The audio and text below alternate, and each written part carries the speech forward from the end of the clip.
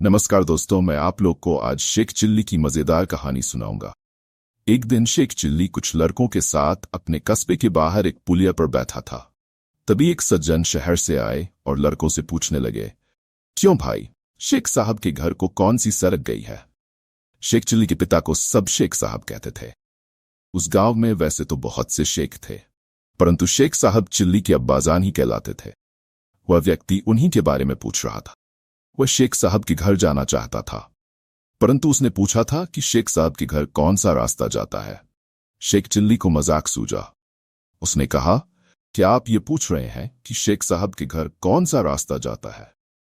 हाँ, बिल्कुल, उस व्यक्ति ने जवाब दिया।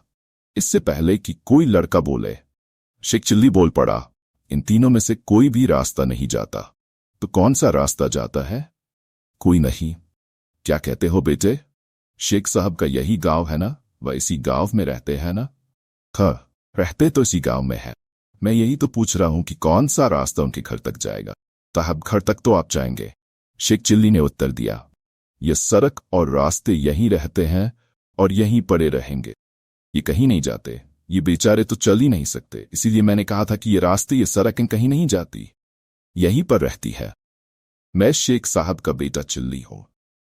मैं वह रास्ता बताता हूं जिस पर चलकर आप घर तक पहुंच जाएंगे।